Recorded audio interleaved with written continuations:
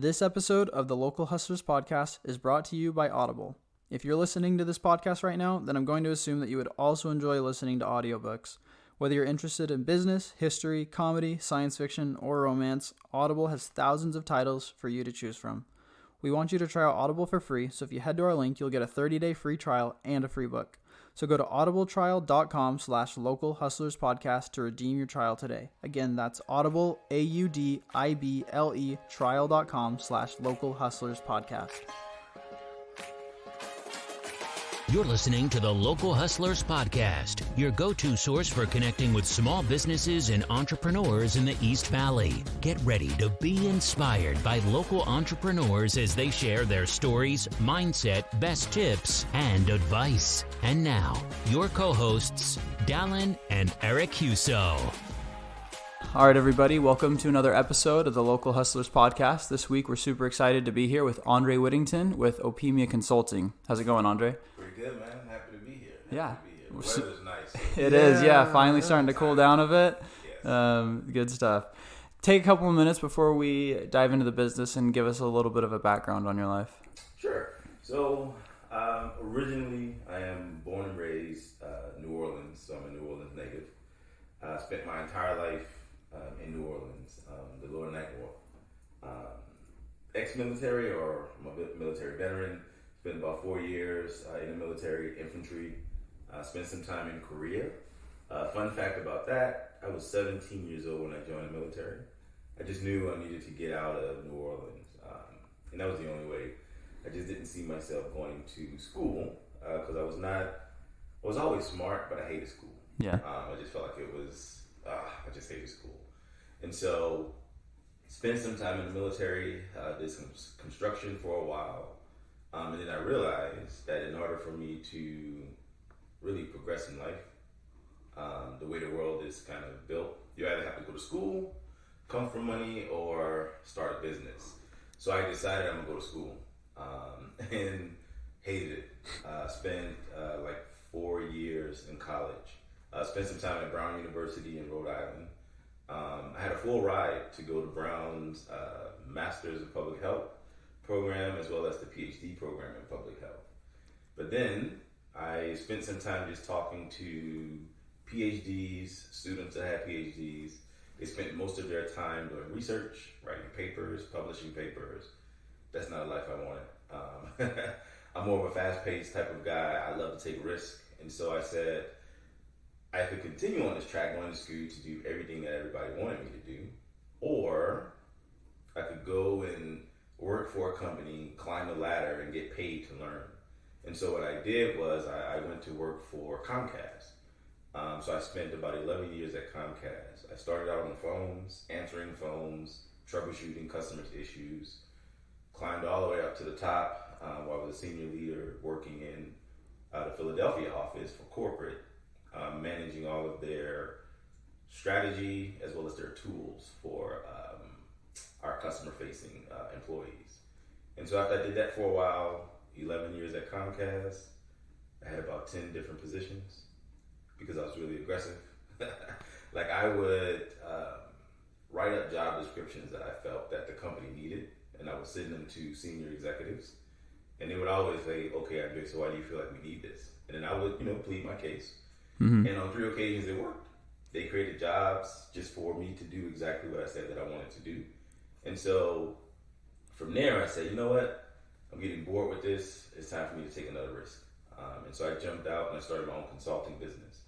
And with my consulting business in the first year, we'll be crossing that 6-figure mark. We have clients from San Francisco to Atlanta to Boston. Also do some pro bono work. I have a client that I'm working with in Australia, helping them revamp their strategy for the hospital. And so for me, a couple of things were really important as I was growing up as a kid. One, take risk, be extremely aggressive in what you want to do. And two, don't let anybody, deny you opportunity. And so one story I'll share, and then I'll just let us jump right into the questions. Yeah. I was 12, and it was a summer program that was for kids who were not as smart or considered at risk when I was in elementary school. And so the program was called Camp High Life. But I was just a kid in school. I always got straight A's. But I wanted to go to this program. They got to go swimming. They got to go on field trips. My summer was always spent cutting grass, helping my mom, doing work. And so I lied to my mom until I got into this program. And for the entire summer, I pretended that my name was Edward White because I wanted to be a part of this program and not do work. I wanted to do something different. And so I made it all the way to the end of the summer camp. And I remember I was like one of the top kids there. I was like, doing better than all of the kids because they were all bad kids. I was a good kid. And so at the end of the camp, you get to give like a little speech. And so I remember my gifted teacher at the time, she came into the classroom I was in. And I was like, oh my gosh. So I tried to hide. And the teacher was like, have you heard of this student, Edward White? He's really good. Now, Edward White was one of the most problem kids when I was coming up. And my gifted teacher knew that. She was like, where is he at? Edward's not in this class. And so she was pointing, and I was ducking behind a chair. She was like, that's Andre Whittington. So I had to go to the principal and call my mom. I got in trouble, but the principal was like, Andre, if you just take half of what you did this summer and apply it to your life, you could be successful. And so my entire life I've always lived to be extremely aggressive in pursuit of the things that I desire. And just not allow people to tell me no, So that's me, my life, a little bit about myself. What an amazing story. They make movies about those kinds of stories. It was wild. It was a crazy little life, man. Yeah. I enjoyed it, yeah. So, did you ever connect with Edward on that story? No. So he doesn't know he was misrepresented. I think he got wind of it when I was in elementary school. I can't remember, but they talked about me for the rest of the time I was in elementary school. Even when I was in high school, when I went back and I met with my gifted teacher, she would always joke, all right, Edward, do well, Edward. Awesome. Well, I'm super excited to hear more about how that story's kind of influenced the rest of your life. Yeah. But quickly, you mentioned that you did go to college for a bit. Did you have something particular that you were studying at the time, or what was kind of your life plan at the time when you started to go to school? Oh, man. So, like I said, I was always smart, as people would say. Yeah. But when it came around to just traditional book knowledge, I was out of school for so long, I lost some of that. And so when I did end up going to college, I remember being so excited because I got a letter and it said you were accepted for provisional purposes. I was like, oh my God, I got accepted in this provisional. I was so excited. My sister at the time was the director of one of the health centers there. She was like, Andrew, don't tell anybody that. Provisional is bad. I was like, what? Oh, I thought it was like a scholarship. And so I started when I was in school, I was like, I don't really know what my path is, but I know I need a degree. The world says you need a degree, so I went to school. Yeah. So I started to study sociology, and I think that's where I had my first taste of entrepreneurship was in school. And so I started a health awareness program. It was called Help a Brother Out, Help a Sister Out. And it was really about health education because it was a school in Mississippi where it's the Bible Belt, right? Abstinence is the way you protect yourself from STDs. And so I was like, no, that's stupid. It's just college. People want to have fun. And so I negotiated with the president of the school to put health zones across the campus, which consisted of health education, contraceptives, things like that. And so from there, Brown University came down and got wind of it. And so they were really excited about it. And so I negotiated with Brown and I was like, I would love to come there to see what you guys are doing so I could bring some of that stuff back here. And so I began to see school as not a place for me to really learn, but a place for me to grow my entrepreneurial spirit. And so I began to form relationships with, at the time it was the president of Brown, Ruth Simmons, one of her deans, her name was Valerie Wilson. And all of those conversations led to me getting summer internships. And at one point it was crazy. I had Harvard, Johns Hopkins, and Brown University fighting for me to come to one of their schools to do a summer internship. Because the previous internship I did was on gestational diabetes in America Samoa. And it was such a good presentation. They wanted me to come to their schools. And so I was able to go to Brown because their dean of public health we just had a conversation, and she was just straight up like, Andre, if you come to me, I promise I'll pull you under my wing. I'll teach you everything I know. And I think that was the most important relationship for me, because she taught me things about class, elegance, wealth, the different ways to carry yourself, which I never grew up around. And so from there is where I was like, you know what? I could take all of this stuff I've learned, go to corporate America and climb the ladder. And she was pissed. She was upset, but for me, when I went to school, it was, I need to get an education. But what school did for me was open my eyes to the possibilities that you don't really need education. Yeah. You have to know how to build relationships. You have to know how to network, So yeah. Love it. And then what are some ways that you've kind of seen the importance of networking relationships kind of influence and affect your life from then? Oh man, in so many ways. So when I started at Comcast, again, like I said, I was at the bottom. Yeah. Just a customer service rep. Yes. Straight customer service rep. Making $12 an hour. Yes. Yep. $8. It's $12 today. Yeah, the $12 now. It was $8 when I started. And so what I would do was, what I learned in college was to ask the right questions. Identify what are the gaps, what's missing, learn how to ask those questions so that you get the information you need. And so what I did when I was at Comcast was I would go to the key people, the top leaders, and just ask questions. Not any of those ridiculous questions like what keeps you up at night. No. Like, what are your top strategic priorities for the next 6 months? Oh, wow. And far as what, Andre? And I would say, no, what are your top, strategic priorities? And then I would always listen to our earnings report to learn about the financial side of the business. And so for me, building those relationships, just being the first person in the room, whenever I had a chance to be in a conference with leaders, I'll be the first person there. I'll be the last person to leave. And when I would ask questions, so like one of the roles that I got was a manager of learning and development. So I managed the entire learning and development function for the southern region of the United States for Comcast. I don't have an education background, but I asked the right questions. I would go into these meetings and I would say, so what are you guys missing? What they were missing was people to be able to understand data, to tell the story, the narratives. So I remember every Saturday morning I would go to the office and I would teach myself Excel, teach myself formulas, know how to interpret data and stuff like that. And so for me, that was it. Just build the right relationships, ask the right questions, and know who's the most powerful person in the room. And it's not always the leader. Most of the time, it's the administrative assistant. So once you connect with those individuals, they'll tell you exactly what you need to know. So. Yeah.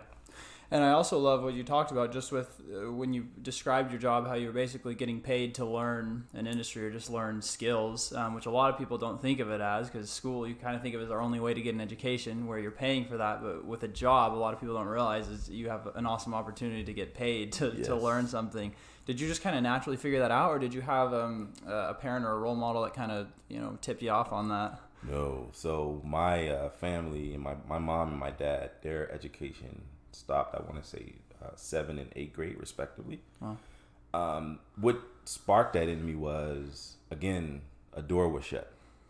There was an opportunity where you could take a rotational assignment at Comcast, but you had to come from college in order to do it.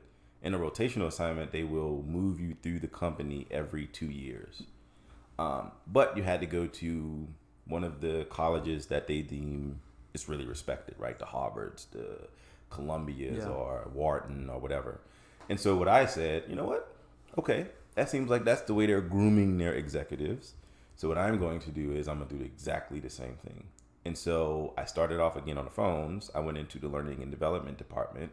I was a trainer. I was a training manager. I moved over to run our processes, business processes, where I learned a lot about data science, the integration of data.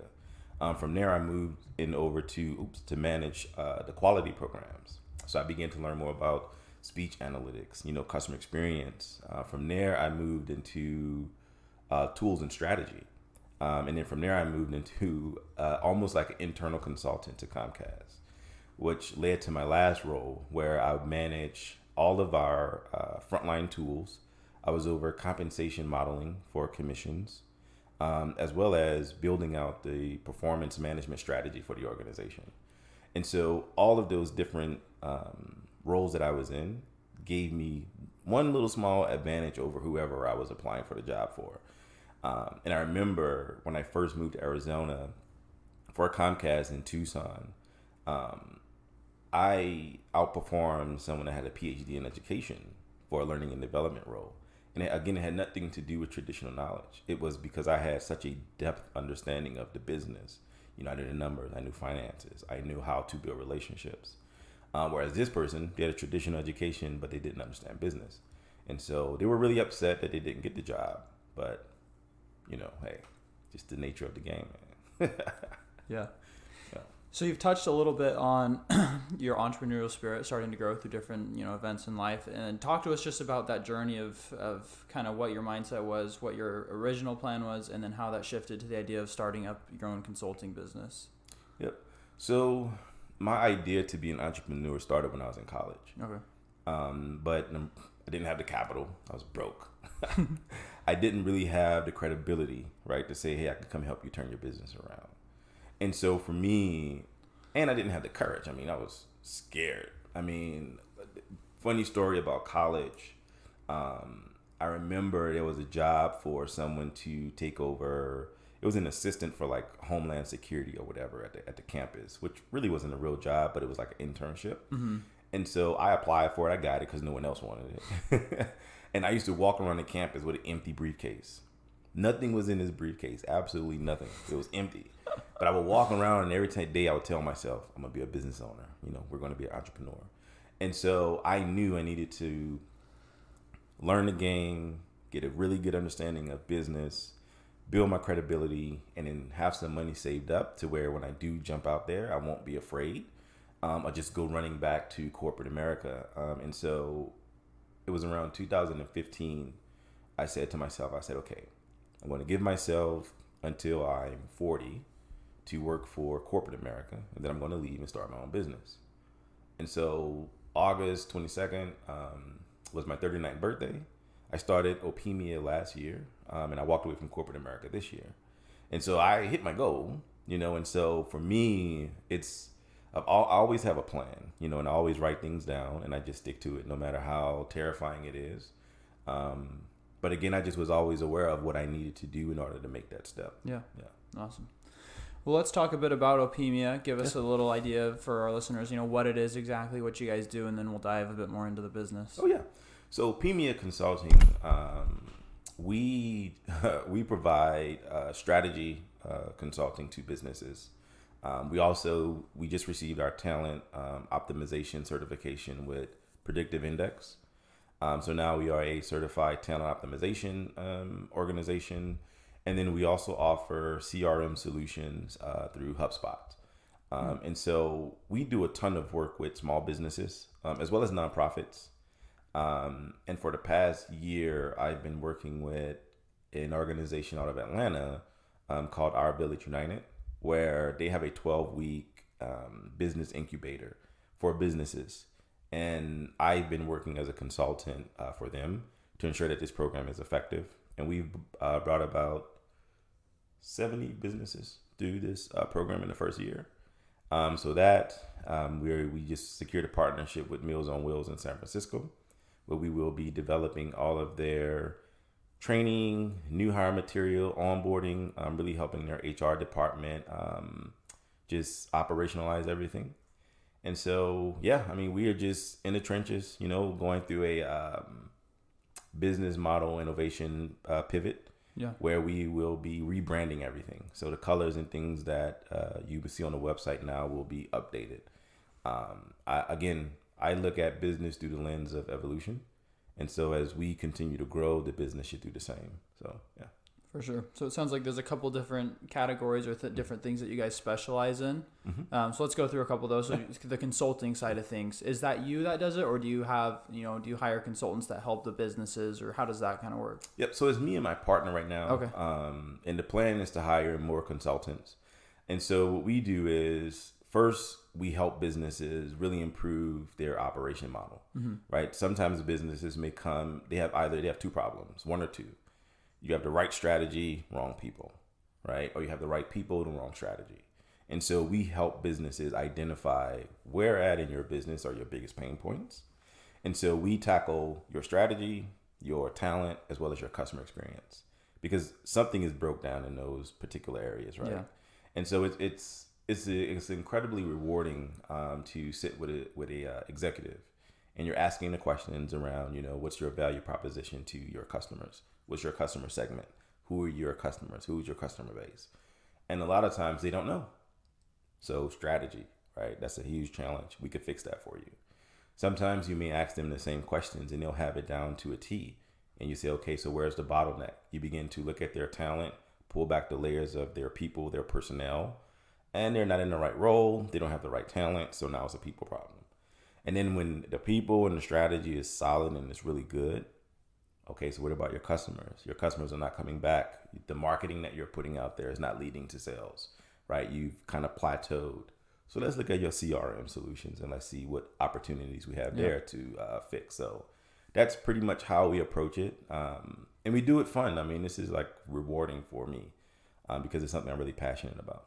For sure. So what would be a typical business that you're seeking, when seeking for new clients? You mentioned small business and nonprofits are your target. Are you looking more for startups? Are you looking for people that have been in business for a few years and have kind of plateaued?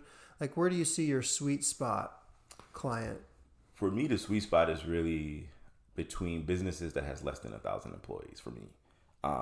And those that are either you are struggling to scale, you're finding yourself going backwards where you're just struggling to stay afloat. Those are the ones that I really love to work with. And then the ideal business, which is always hard to secure, is the one that's really looking to like pivot, to change their entire business model, where innovation is really, really important. Yeah. Like I love those. And for the startups, starting in January, what we're going to begin to do is offer packages to businesses that are looking to start up. Because one of the challenges that I've ran across is, I won't even say the company name because, I just won't say it. But it's a company out there that people will go online and ask to apply for EIN. They charge them all of this money. EINs are free. It's free to get an EIN, right?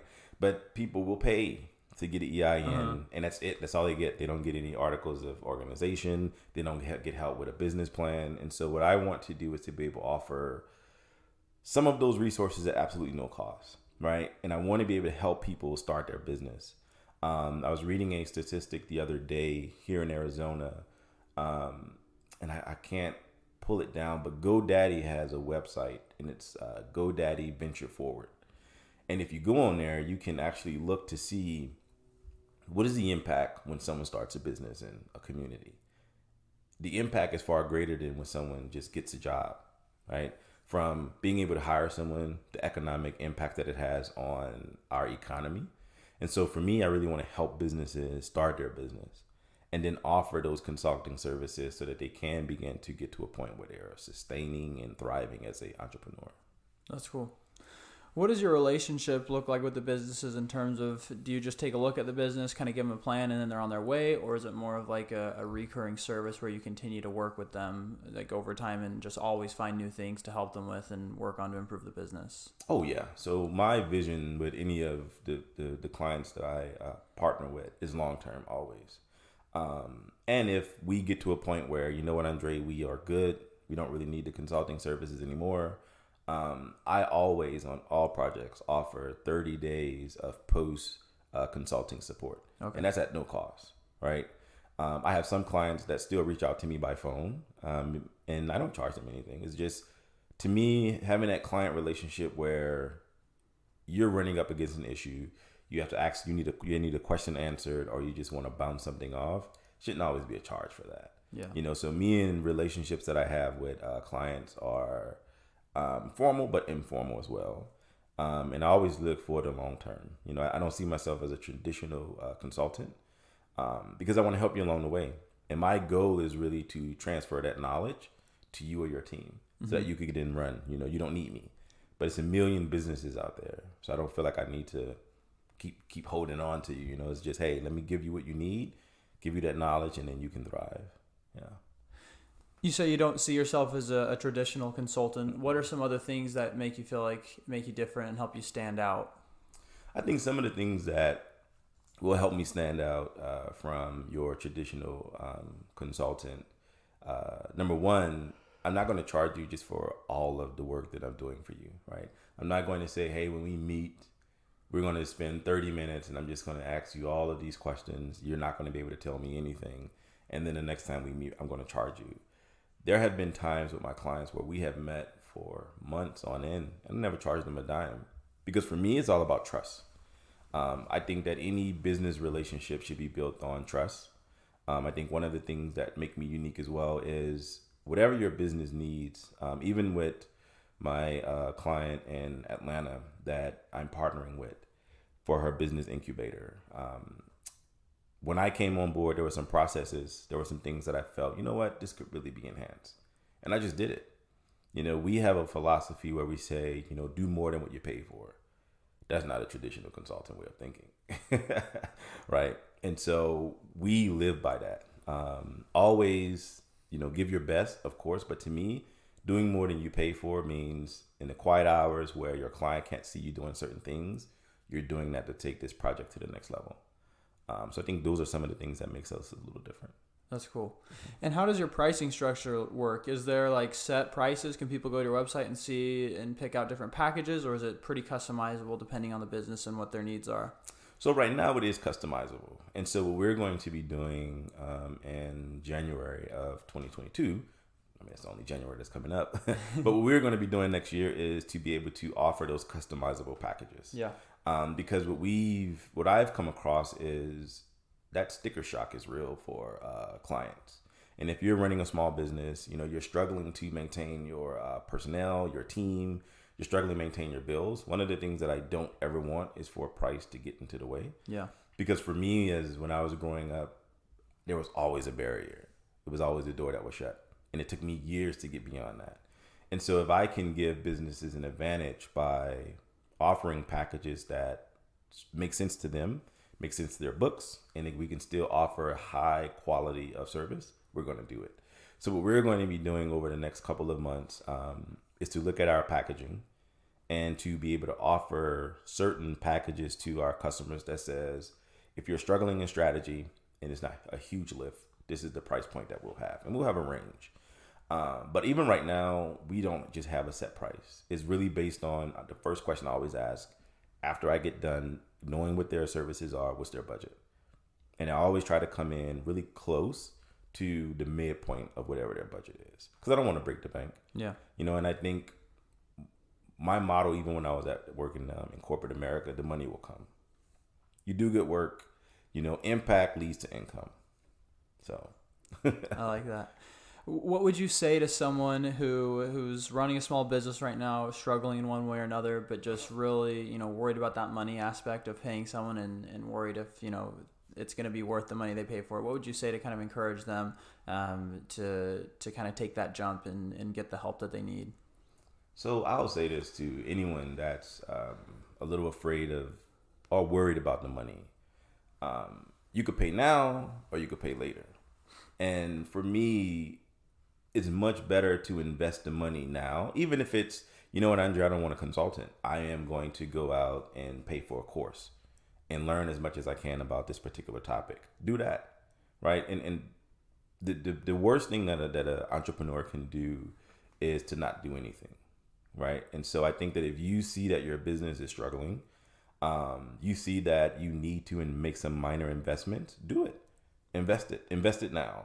Because what's going to happen with strategy and with talent, the longer you put it off, the worse it's going to get, the more costly it's going to get. So, you know, my biggest message to anyone that's thinking about investing in their business is to do it now. You know, before I even started being an entrepreneur, I think I probably invested maybe $6,000 or $7,000 into my own learning. You know, even now as an entrepreneur, I'm still investing heavily in, hey, I need to go and take this course. I need to pay for the self-learning because you're never the smartest person in the room. So, yeah. Always something more to learn. Yeah, always. For sure. Okay, so if you own your own business, then chances are you've put off sleep before. Actually, no matter what your occupation is, I'm sure you've experienced some sleepless nights. But did you know that a lack of sleep or snoring could actually be the effects of a sleep disorder?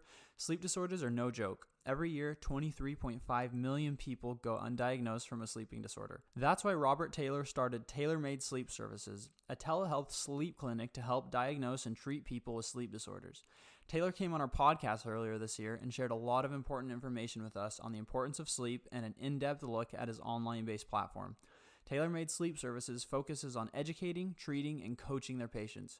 Their professional services include remote consultations, expedited delivery of a home unit, treatment options, and prescriptions.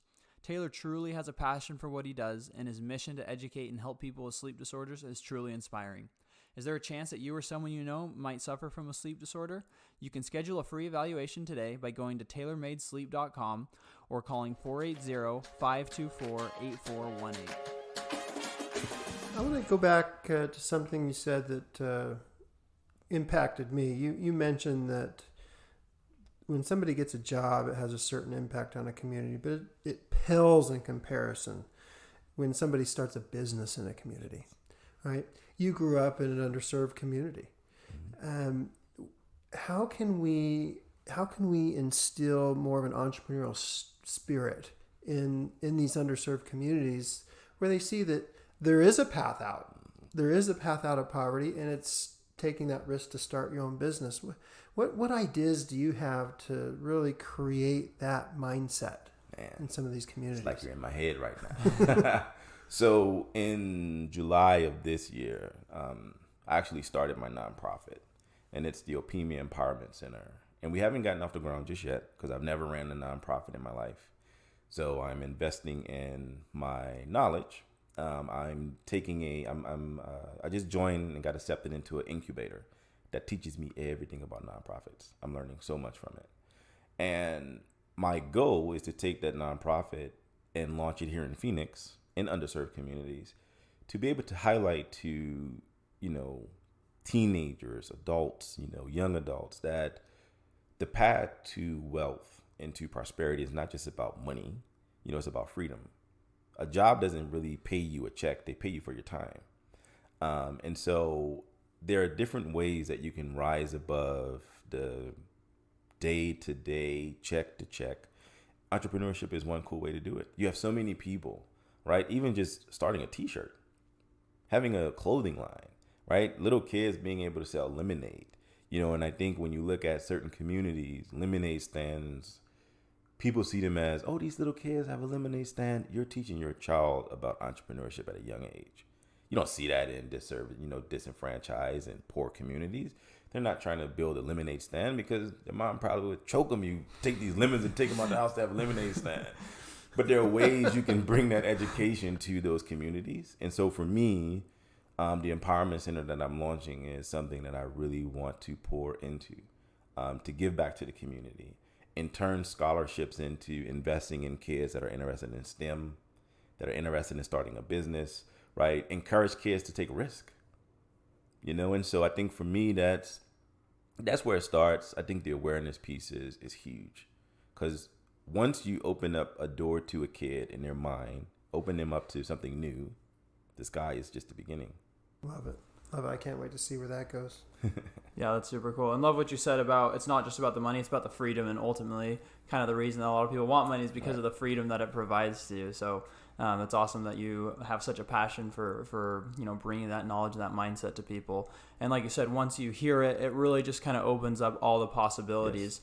Yes. Is there any sort of like book or podcast that you listen to that kind of opened your mind originally to those ideas? Man, I read so much. So I would say the first book I read that just blew my mind. It was a few, but the first one was The 48 Laws of Power by Robert Greene. Blew my mind. The Alchemist, I forget the author of that one. Blew my mind. Coelho. Yes. Yep. The Greatest Salesman in the World. Yep. Amazing. Ogmandino. Yes. Blew my mind. The 50th Law with 50 Cent. The reason why I like that one was it's taking from the 48 Laws of Power, applying it to the urban, the grimy life, and it's giving you a way where you can do these things in corporate America. So I would say like those books were transformational for me. Yeah, those were the ones that were really transformational for me. Yeah, those are some awesome books. And for people that don't totally, have that or understand that mindset, yeah, those are some good places to start to kind of open your mind to some of those ideas about money and freedom. Yes. Awesome. Would love to kind of go into just kind of some of your experience that you've had with the business that you've worked with. I'm sure you have a lot of insights into, what stops businesses from doing certain things, what empowers businesses to do certain things. So I'd love to just kind of, pick into your mind and your brain a little bit. The biggest thing for a lot of people listening is just that initial step of getting started in business. So I don't know how many startups you've worked with, but from what you've seen, what do you see as some of the biggest hurdles that stop people from actually, pursuing their dreams, pursuing freedom, and getting started? Fear, biggest one. And I'm a contributor for Entrepreneur.com, so I do some writing for them. Oh, really? And I wrote an article, my first article, it was called Take the Risk or Lose the Chance. And in there, I really talk about something that's dear to me because that's my life philosophy. And so anyone that's thinking about starting a business, do it. Like, get your EIN first, think about the business you want. Do your market research, identify who's out there doing it really, really well, and go study their website. For me, I studied McKinsey, I studied the Boston Consulting Group, I studied Accenture, I studied all of these big companies. And they all started small. None of them started out to be billion-dollar companies, they all started small. And so if they can do that and they can build that, it took relationships, it took having the courage to do it. And so for me, if you're interested in starting a business, research the businesses that are doing some amazing work in the field that you're looking to do. And then go apply for your EIN. It is totally free, right? And then once you do that, set up your bank account, go register with the state, get you a DUNS number, you have a business. You're an entrepreneur now. You can begin to build your business credit. None of those things are risky. Not one of the things that I just shared will cost you enough money that will make you homeless or put you out of your home. You don't even have to leave your job. Like one of the biggest things that I always tell people, like one of the greatest lies that people tell you is you need to leave your job to be an entrepreneur. No, you don't. Your job could fund your company, could fund your business, right? And so if you think about it through that lens and you're saying, okay, I'm going to go out, I'm going to be an entrepreneur. You're learning, they're paying you to learn on the job. Take that money, start your business. And then keep running it in parallel. And then when you get to that point where, you know what, I'm good, you could walk away. Yeah. So that would be the advice I would give is just start, and then there's a really good book. It's called Business Model Generation. And so it's about 200 or 300 something pages and is written by maybe 50 or 60 different authors. But what this one does is gives you the blueprint of building a business model. And it talks about everything about building a business model. So yeah, I would say get that book. You wouldn't have any fear anymore. Yeah. That's great. Now you did that. You were in corporate America and ran in parallel, starting your business. You mentioned that you set a goal. When I'm 40, I want to be doing this.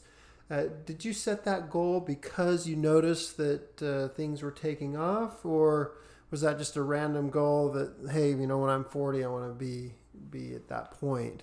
Like, the point of my question is for somebody who wants to start a business, is in corporate America, or has some other job, just to give them a little direction of how do I know when it is time to take the jump? That's the hardest part, knowing when. Like, it's so hard. It was hard to walk away from a 6-figure salary, right? Into, I may not even get a check this week.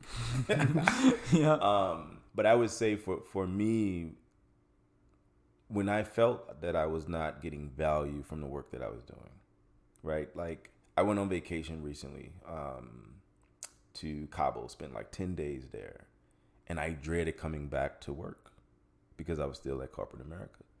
I couldn't even enjoy the last couple of days of the trip because I had to come back to work. I knew it was time to go right there, right? And so I think one of the things that, because I set a goal for 40 because I said to myself, by the time I'm 40, I should have a family, have some kids. I want freedom. I want freedom to not have to go to this office every single day. I mean, I don't have a wife and kids, but I want that freedom. Yeah. Right. And what I've learned by being an entrepreneur, I wake up every morning with a clear mind.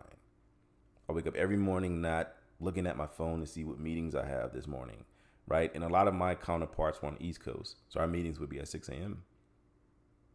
They didn't care, right? And so every morning I wake up, I create my plan for the day, and I just knock out my day.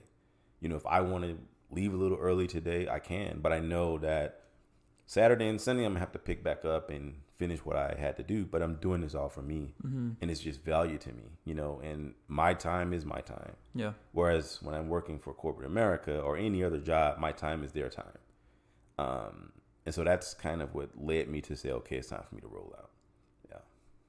Did you have any fears, whether it was when you were getting started or when you quit your job? Was there anything that you were kind of fearful of that kind of was initially holding you back or made you kind of hesitant? Absolutely. I wake up every day still scared. I mean, I wake up every day. I mean, every single day as an entrepreneur, I will never lie to anybody. It's terrifying. Yeah. But it's a healthy terrifying. It's a healthy fear because it's, okay, Andre, I'm not going to do anything today. I'm going to lay in the bed and I'm going to watch Netflix all day. And as I'm watching Netflix and I'm relaxing, this little voice in the back of my head, all right, Andre, you need to get up and you need to do something. You need to go do some research. And so it's a healthy fear, and it's not like a fear when you're working for someone. It's a totally different. Like I remember when COVID hit and my job was 90% travel at the time. And I was so afraid because now we can't travel. Am I going to get laid off? As an entrepreneur, your fear, I can manage that fear. Like my fear, am I going to land a client today? Heck yeah, I'm going to land a client because I'm going to get out here and I'm going to beat the streets and I'm going to do what I have to do. I'm in control of that, right? And so I think that it's just a different level of fear, but I have to tell you, every day I wake up, I am terrified. But it's fun. I love it. Yeah. You know? I love that insight. Yeah, I've never really thought about like a healthy fear and having a good relationship with fear. And it's funny because you talked about how that's kind of the main thing that stops people from getting started, but you've been able to create a positive relationship with fear. How do you think people can kind of balance that relationship and not let it stop them, but actually use it to motivate them and use it to improve themselves every day? Yeah, so it's one thing that that caused me to have this healthy fear. Yeah. I was reading something, I can't remember, but it was about a man who died, and he went into this warehouse, and his friend died as well. His friend died very, very happy. This other man, he died not so happy. And so they went into this warehouse, and the happy friend, the warehouse he went into, there was nothing on the shelves. It was totally empty. The other friend, he walked into the warehouse and it was full of all kind of stuff. And so he was asking the questions like, why is his warehouse empty and why is mine full? And the guy was like, well, his warehouse is empty because he lived his life fearless. He did everything he wanted to do. He didn't leave nothing to chance. He just went out and he just lived his life.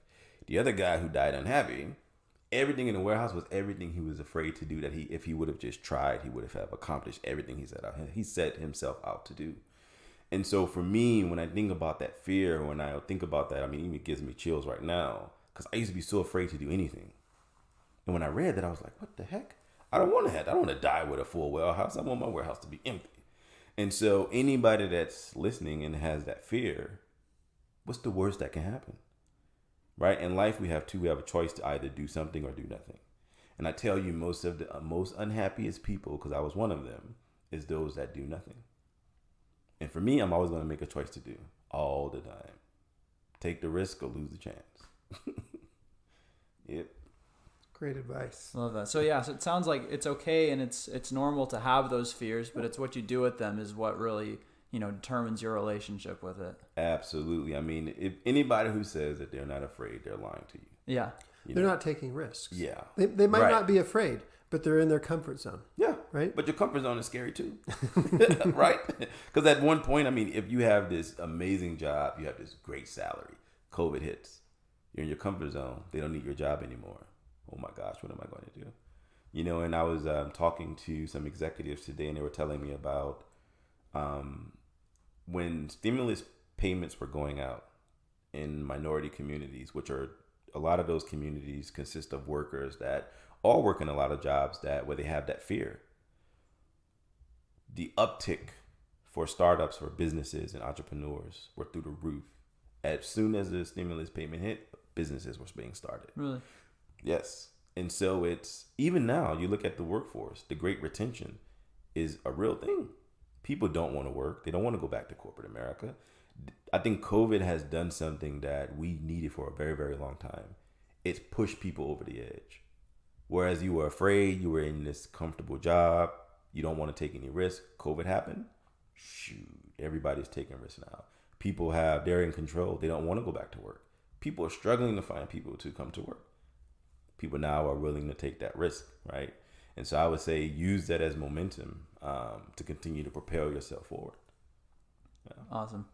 How about businesses that have been established, have been going for a while, and they're trying to make that next step and scale their business? What are some things that you see that stop them? Is it still fear, or is it just a lack of education or knowledge on how to do it? I know you mentioned, people have either a lack of, or they don't have the right people or the right systems in place. What are some of the main things that you see that stop businesses from scaling and taking the next step they need to take? Comfort, right? Like, I have this business model and it's working and I'm making good money. Why am I going to change? Yeah. Look at Radio Shack, Blockbuster. Netflix, love Netflix. They put up a post on LinkedIn a few days ago, and it was a billboard, and it said, "We started out as a DVD company. What other motivation do you need?" And so when you think about businesses they're at that point where everything is going good, we don't want to make a change. You are risking your entire business on the idea that you're good. You don't want to make a change. You look at all of the businesses today that are doing some amazing work. They are pivoting. Amazon, one of the biggest companies in the world, is pivoting, right? When they went to purchase Whole Foods, everybody was like, what are they doing? Why are they doing this? Now they're trying to send people to space. So you have to continue to evolve. If you want to be relevant, your business model has to change. Yeah. Yeah. How do you help people evolve, and if they do know that they need to do something, but they don't know exactly where to pivot or what changes to make? What's your advice to someone on where to look for that? So for that, that's where strategy consulting comes into place, right? That's where you sit down and have design thinking sessions. That's where you sit down and you look at their business model and say, okay, it's time for some business model innovation. You sit down and you understand what are your current products and services, and what market are you looking to get into, and then you do your market research. You identify what is the actual value of me going into this market. What is it going to take to penetrate that market? And then once you do all of that, you got to look at your talent. Do I have the people to help me get to that point? And so a lot of times with businesses, especially small businesses, they may struggle to make those innovations or pivots because they have people who've worked there for years. And in order for them to get there, those people have to go. And so that's always a challenge for businesses. And so one of the cool things that I love about our talent optimization service, we can help you optimize the talent you have to move those positions where they need to be moved so that you can get into that market that you're looking to get into. So yeah, that's probably my take on that. Cool. Yeah, let's dive into the talent optimization. Mm-hmm. So when you talk about talent optimization, it's more than just moving people into the right seats. So, Jim Collins, right people on the right bus and sitting in the right seats. It's also upgrading the people that you have, right? And creating that. What do you do to help companies, businesses optimize their talent specifically? Yeah. So before I created this partnership I secured this partnership with Predictive Index, I would lean on my learning and development background and my understanding of business to have these conversations. But that would take 6 months. Whereas with this talent optimization tool, it is about 60 years of data analytics that's backed by behavioral science, where an organization can come through, complete these assessments for their entire teams. They can look inside of this tool from their assessment, and the readout will tell them your team is either a one that focuses on processes and procedures, they're agile and innovative, they're one that's works well on teamwork, or they're a team that really just focuses on precision. And if you're looking to move in these different quadrants, these are some of the things that you need to focus on. So it's a really cool and innovative tool that breaks all of the 6 months of work that it would take. We could do that in a month, or really not even that long, a week. And you'll be able to say within your team, if you need certain positions, you write your job description, you put it inside of this tool or this platform. It's going to tell you who within your organization is ready for that job right now. There's never been anything like that. And so for me, being able to bring that to small businesses where they can say, I want to make these pivots in my organization. Who's ready now? And if someone isn't ready now, you can then use that profile to go out and look for someone that kind of fits that, right? And it's based on cognitive and behavioral science. So it's really amazing. Yeah. Right. What's the name of that tool? Predictive Index. Predictive Index. Sounds amazing. Yeah. Sounds amazing. You mentioned a couple of things that, when I think of talent optimization, I think of, bringing out the best in an employee so the employee brings the very best version of themselves to the work. That's when things get done, right? Yes. And you also mentioned that, when you don't feel like you're doing meaningful work, that's when it's time to step away, right? Yes. And when an employee is growing and they feel empowered and they feel trusted and they feel like they're contributing, they continue to learn and they continue to grow. And it's just this cycle that continues up. You mentioned a couple of things that really impressed me. You mentioned that you sent emails to leaders. Yes. Right? What a phenomenal idea. And if corporate America could ingrain that mentality of innovation into every line of the organizational structure, imagine the innovation that would happen throughout businesses. The other thing that you mentioned was to ask the right questions, not a question like what keeps you up at night, yes. but what is your most important strategic initiatives for the next 6 months? How do you instill that mindset in employees? How those two examples I just shared. As a consultant, when you're working with small businesses, how do you help them develop that kind of a culture? Yes. And so I go right back to my days as a learning and development manager. You have to create a culture of innovation that's built on trust. And so one of the things that I would always do with my team is whenever I shared a vision, I shared it with passion.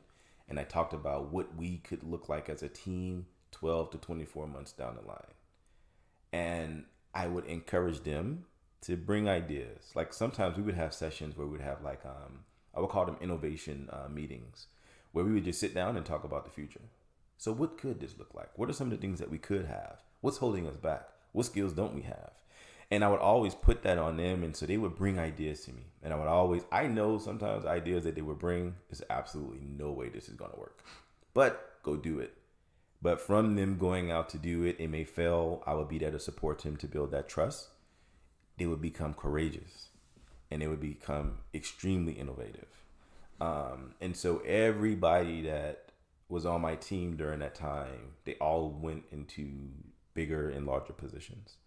And it was because, when you have a team or you have a business and you want your team to be innovative and take strategic risk, you have to build that spirit of entrepreneurship within them. And where I learned that from, because it wasn't just on me, it was an article I read a long time ago in Entrepreneur.com a few years ago. And it was on the intra-entrepreneur. And it was about being an entrepreneur within a business and have an entrepreneur mindset within the business. And how do you cultivate that as a leader? And so after I read that article, I remember I was on a plane flying to Philly. And as soon as I landed, I called my leader and I was like, look, we need to start doing these things. They did not get what I was saying. And so I was like, you know what? I'm not going to worry about you. I'm just going to do it anyway. I'm just going to do it anyway. And then the next, 2 months later, we launched the first virtual training team at Comcast. And this was maybe 5 years before COVID or 6 years before COVID. But it came from that book, and just being able to read and have that passion to just take risk. It's just about creating that fear. Building trust and encouraging your team to take risk. Yeah. I love that mindset. I can't speak for anyone else, but I hope that all business owners would kind of welcome that entrepreneurial spirit within their employees and kind of use that to further grow the business and not feel threatened by it. Yes. Yeah. It will take your business and your team to levels that you've never been. Right. And for me, I want whoever I'm hiring, I want them to be smarter than me. Yeah. Right? Because I'm not always going to be the person to run the business. For sure. And one of the things I think that helped me out was I'm not afraid of stuff like that. And I'm extremely humble. You know, like when I'm in a room and I'm in a meeting with people, I'm asking questions. I'm quiet. Yeah. I'm not really talking. You know, it's probably the most I've ever talked in a long time for a while. But I'm always just quiet. I want to learn, you know, and even in my business, I want to hire people that's way smarter than I am. Mm-hmm. Take over the company, right? I'll go sit on the board. I'm fine with that, you know? So, yeah. Don't be afraid of that because you're going to do yourself a disservice. Well, you might be the smartest person in this room, so. I don't think so, man. I don't think so.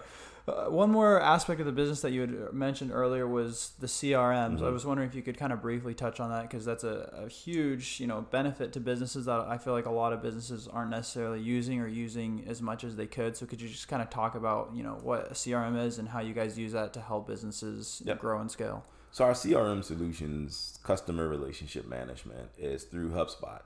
And so we are creating our partnership with them, the same that we did with Predictive Index, where we're going to be able to offer our customers all of the suite of services that HubSpot has at a very, very reduced price. But not just offer them the service. We'll actually be there to set up their marketing for their business, to set up their sales process, to set up their customer CRM tools, right? All of that. Anything that they need to set up that's related to their customer relationship management solutions, we'll be able to set it up and consult you on those services. And you won't pay an extra fee.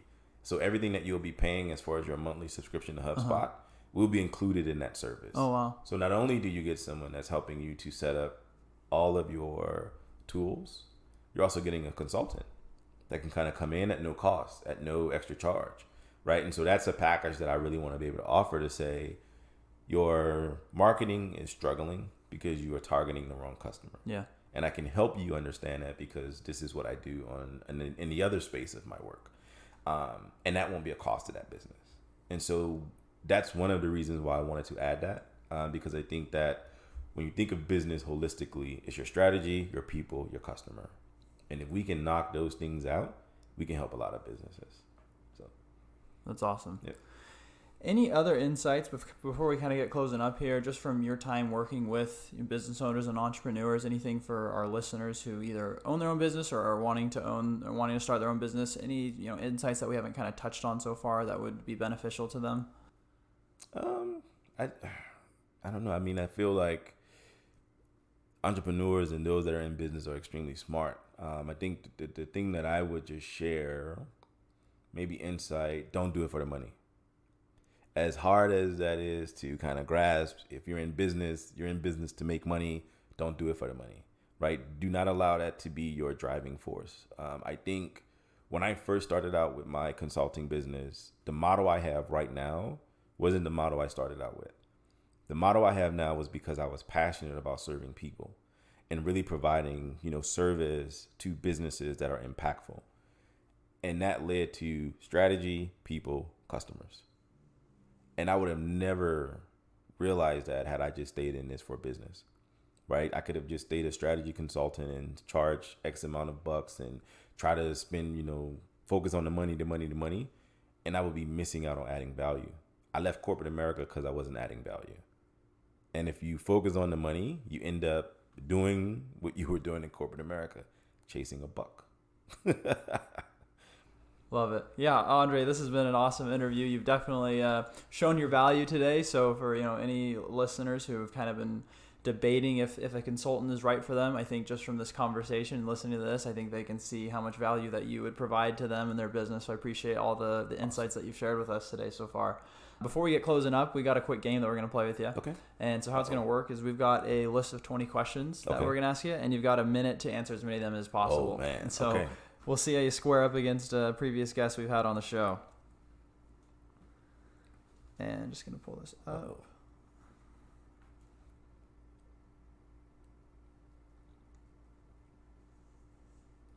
Awesome. You want to start us off in 3, 2, 1. Your dream vacation. Bora Bora. First thing you'd buy if you won $1 million. My mama house. Favorite hobby. Traveling. If there was an Olympic competition for everyday activities, what activity would you have a good chance at winning a medal in? Cooking. A song you've been jamming to lately? Young Dolph, Large Amounts. If you lived to be 100, would you rather have the mind or the body of your prime self? The Mind. Favorite holiday? Christmas. Favorite ice cream flavor? Butter pecan. Favorite fictional character? SpongeBob. Favorite smell? Vanilla. What's your nickname? Stiff. Pet peeve? Chewing with your mouth open. Favorite restaurant? I don't have one. I love food. If you could switch places with someone for a day, who would it be? Jeff Bezos. If you had to eat one food for the rest of your life, what would it be? Scrambled eggs. Most ridiculous fact you know? Oh, I'll let you answer it if you want. I have no Nothing? idea. No. What did you say your nickname was? Stiff. Because when I was young, I was not flexible at all. And so all of my buddies could dance and I couldn't. And they used to call me stiff because I would move like a board. And it stuck. That's great. Yeah. Well, I like that you're a SpongeBob guy. I am too. Yeah, so. that's SpongeBob. Yeah. Andre, as we wrap up, tell us about the name Opemia. Like, where did that come from? What does that mean? How does that drive the business, etc.? Yes. So Opemia represents who I am at my core. I'm not religious, but I'm spiritual.